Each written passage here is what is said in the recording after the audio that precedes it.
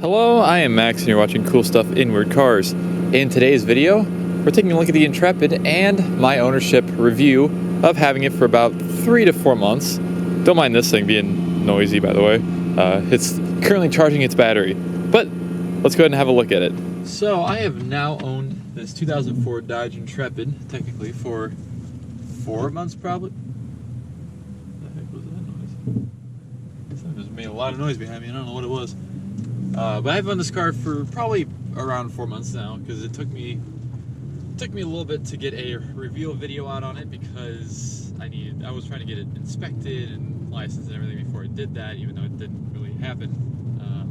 I actually revealed it before all that happened, but I've driven it just under 1,000 miles, and this car has 31,716 miles on it at the moment. So 1,000 miles is quite a bit comparative to the entire mileage of this car. And we're going to go over things I have liked about this car, things I did not like about this car, or do not like about it, and just my general thoughts of owning it for these 4 months. So, let's get started. There's a lot of good things about this car, surprisingly. It's quiet on the inside. Now here's the thing. I'm going to be probably comparing this car a lot to my Lexus LS 400 because it's been my daily driver for the past 2 years or so, driven at 24,000 miles as of now, and or roughly 24,000. And they're similar-ish cars. This car is actually, believe it or not, this car is bigger than my Lexus LS 400. It's the same height. It's a few inches longer and a few inches wider than the LS 400, which is crazy considering this is a small V6 and a front-wheel drive car from Mopar. So it's not a luxury car, it's anything like that. So we're gonna be, I don't know, I'm probably gonna be comparing it, even if I don't really try to compare it to that car. But I'll try and keep it to just objective stuff. But there's a lot of things I just cannot just not talk about with this car, basically. Let's start off first by the biggest thing, and that would be reliability with this car. Now, this is something where the LS 400 excels in very well, even though, sure, I've spent thousands of dollars on things at the dealership to fix my LS 400. But this car actually hasn't been too terrible. Besides the whole window issue that this car has with the driver's window where it just goes off the track if you don't try and help it up, it's actually been decently reliable. And also, I just realized my check engine light went off. So I had the check engine light on for an evap leak for the past 2.5, 3 months probably. It was shortly after I got this car inspected to get it licensed. The check engine light came on. But other than that, everything's been fine, honestly. I haven't had any issues with the engine, no issues with the transmission. Well, no mechanical issues, I should say. But speaking of such things, this car is slow. So this car has the 2.7 liter V6 that came in these, they came in Stratuses, even like the Challenger, Magnum, and Charger SE of the newer years, even though those were slightly different. I think they actually made less power because they were a different kind of injection system, maybe. They're like 178 horsepower instead of 200. But this car is about 200 horsepower.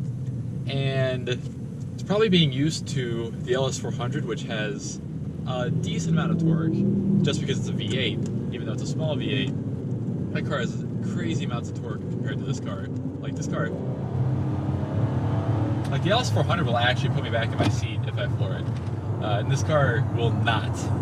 Now, if I had the 3.5 liter version, it would probably be a different story, considering the 3.5 had basically the same power numbers as the LS 400's V8. And the transmission is nothing spectacular either, of course, because it's a Chrysler automatic transmission from the early 2000s. So, that means A, it's made out of glass, and B, it just doesn't shift fast at all. Like, the shifting is super slow. It does have a weird function where it has like a third gear. Instead of an overdrive, it has where you can put it in the third gear on the shifter, and it kind of acts like an engine brake at some points. Like it'll shift down once you get to like 1500 RPM in second gear, and it'll go to first gear. I'll talk more about a lot of this in my review that I'll make of this car sometime in the nearish future. So stay tuned for that. I do want to make one pretty bad, but I want to fix this window and also get the interior and engine cleaned up before I do that. But that's really about it for the transmission engine. It's just nothing spectacular at all. Being used to a V8 rear-wheel drive car has spoiled me. So that's basically the gist to take away from this. So let's talk about daily drivability next. Now the thing is that I've kind of almost been daily driving this car since I got it. I did drive it for quite a bit whenever I first got it because my LS400 needed, I guess that was when it needed the ball joint, or the, not the ball joint, the rear wheel bearing, and I didn't want to drive it. And my truck ran out of, you know, I didn't want to drive my truck every day pretty much. Oh, it needed a brake line. That's why I wasn't driving it. Now that's fixed, and that truck, I need to get it inspected and stuff to get it actually relicensed. But in rush hour traffic, just the transmission problem, or the transmission and the engine just not really working that well, is the biggest issue I have with that. It's nothing huge, of course. Like I said, it's just normal, slow car, basically. I mean, even my LS400, when I would be in rush hour traffic, I would keep it in like second gear, so it would never have to shift up, or never have to shift down from like third gear. And otherwise, this car is, you know, it's pretty decent. It's got some nice cup holders. It's got all the features I really want. It's got a nice radio, a decently good radio at least. It's only CD player. It's not tape player, and it's not a CD changer, sadly. Those were expensive options back in 2004. But otherwise, it's not been too bad. The interior obviously is not the best materials. It does have some soft touch stuff on some things, like the center console, and the dashboard is actually soft touch, as well as the top and the middle of the door panel here. But I really don't care about that too much, honestly. I'm not the kind of stickler to be like, ew, it's all plastic and gross and whatever. I really just don't care, honestly. This car has character, if we'll call it that, because this actually comes from a time when Chrysler was just not doing well.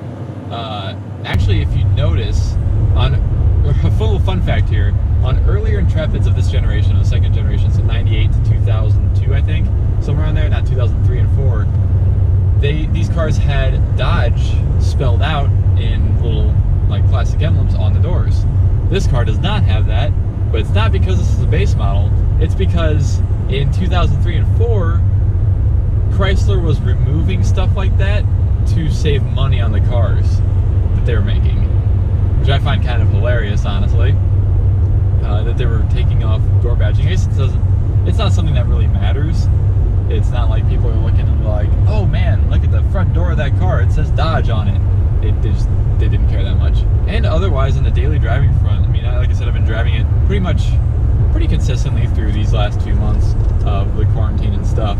And the best thing I have to say about this car is the gas mileage, which actually, going back to when I was daily driving it to my work in rush hour traffic, I got 23 miles per gallon of this thing in rush hour traffic, which is pretty decent considering the best car I've ever owned for gas mileage got 24.5 at one point, which was my Ranger, which happened when I was driving to Kansas City. So, which of course, when that first tank of gas was a lot of highway driving as well, I will admit that, but a lot of it was, you know, probably 200 or 300 miles of it was driving through rush hour traffic, which is something I definitely cannot complain about, especially because this car, unlike my Lexus, which gets 20 miles per gallon at best and it takes premium gas, this car gets at least 22, 23 miles per gallon and takes regular. So if I wanted to actually save money on gas, I would be driving this thing every day. But I also don't want to drive this thing every day because the questionable reliability is something I have to worry about, and it's not like I can't afford the gas in my Lexus. And so comfort is pretty good in this car. It's not nearly as comfortable as the driver's seat and just, you know, the seats in general and the suspension of my truck. That thing is incredible for long drives. I drove to New York City, if you didn't know, and back in a weekend, and I was hardly uncomfortable at all during that entire trip. That thing is amazing. 96 Dodge Ram. But the seats in this, I will say, are definitely more comfortable than my LS400 seats, or my driver's seat of the LS400. Although I think it's just worn out completely, honestly. And so I think that will conclude this here video. If you guys have any questions, comments, or concerns, leave them in the comment section below. I will be making a tour video and review video of this car at some point, hopefully in the near-ish future. I'd like to get that done sometime soon, just because I have nothing better to do with my time other than clean this car and make a video of it. So expect that probably, you know, within the next couple of weeks, I'd say. I also want to try and do a review video of the TC finally, because it runs fine. I'm gonna just have to pray that the timing belt stays in one piece during the entire review process. Yeah, but I want to make more content. I've been missing it, and you know, I have dreams, and it can only be, you know, achieved by actually doing what I want to do, which is this. So thank you all for the continuous support. I really do appreciate it. The channels, the stats have gone up a little bit since the quarantine started, I'm not gonna lie, which is fantastic. I'm glad all of you new people have subscribed, and you know, glad you at least liked what you see for one video at least. So that will conclude this video. Thank you all so much for watching, and I will see you all in the next one. Honestly, fucking idiot. Just rolled through that stop sign. I almost hit him too. I didn't even slow down at all. Just out of curiosity, let's see if this thing starts. It's had issues with the battery. A lot. It charges fine. It just doesn't stay charged whenever it's sitting. Ooh, it actually did start. Dang. It was close to not starting though. Not too shabby. Let it run for a second or two. That thing is what we're doing today.